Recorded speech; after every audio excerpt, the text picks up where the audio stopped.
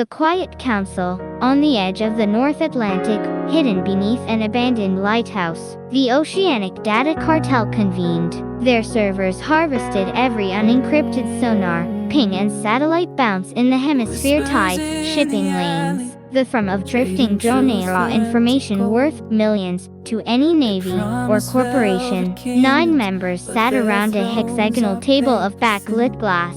A 10th chair remained pointedly empty. Above it, a brass plaque read, "Do not be sharers with them." No one admitted who had mounted the plaque, but its warning ruled every vote. No alliances, no leaks, no outsiders. The new recruit, Caleb Verde, 27, code breaker extraordinaire, climbed the spiral stairs into the meeting chamber, escorted by Director Uzoma. He'd been lured by money and the promise of total informational sovereignty. Uzoma gestured to the empty chair. "You sit there until you've proven you understand the cartel's one law." Caleb raised an eyebrow. "Do not be sharers with him."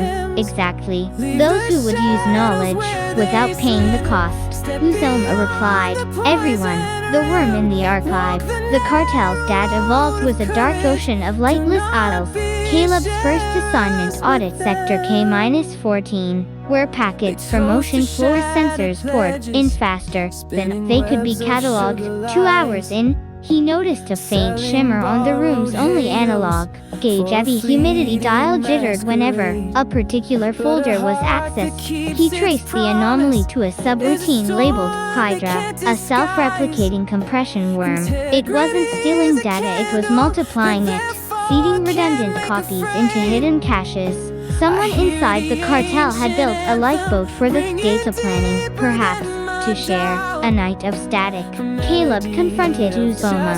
Sector K-14 is spawning encrypted backups outside the firewall. Uzoma's face clouded. "Your job is to patch holes, not interrogate motives. But if those copies surface, every rogue sub gets the same tactical edge. Millions could die in future maritime skirmishes." Uzoma's answer was the creed, "Do not be sharers with them." Then, softer, "Patch it, Caleb, or leave." Echoes from the deep. That night Caleb decoded Hydra as keystring. The worm reported to a station keeper buoy drifting north of Svalbard.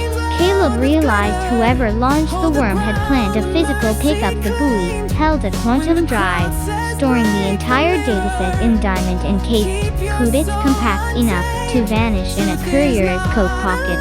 He took the service elevator to the sub-dock, hard hammering. There, under dim sodium lamp, he found Senior Archivist Marisol Chen's ceiling. "A pressure case." "It's you," Caleb said. Marisol didn't flinch. "The cartel sells entropy. Nations crumble while we grow rich. The ocean is warming. Fishing stocks collapse. And we sit on the evidence. Someone has to share." Caleb stepped forward. "Leak it and you start a bidding war. The highest bidder won't be a humanitarian group." Marisol snapped the lid. "Better a chaotic world that knows the truth than an orderly lie." She started the winch. That would lower the case into the waiting mini-sub. The impossible choice. Caleb's hand hovered over the emergency kill switch on press, and the dock's airlocks would seal, preventing launch. He heard Uzoma's distant footsteps, and the echo of the plaque's commandment. He also remembered summer floods in his coastal hometown, the unanswered questions about rising seas, the way truth had felt rationed his entire life. Caleb threw the switch, but not the one Uzoma would have chosen. He overrode the dock's security logs, then opened the main doors himself.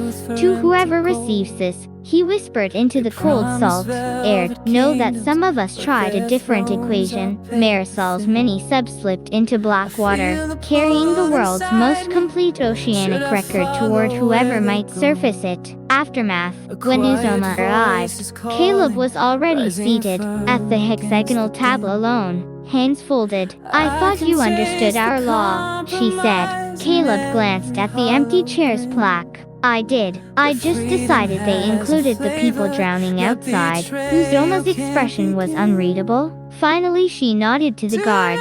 "Taken to the fog cell. Code up." Months later, Activist networks released a trove of oceanic data. Under the banner Project Shared Tide, governments scrambled, shipping monopolies were sued, and global fisheries treaties were renegotiated. In a covert cell beneath the lighthouse, Caleb listened on a contraband radio. The guard asked if he regretted it. Caleb smiled faintly. Secrets are anchors. Sometimes you have to cut them loose to keep the ship from sinking. And somewhere in the Arctic night, a buoy bobbed in silence, its plaque long replaced with a new creed. Truth drawn from deep waters belongs to every shore.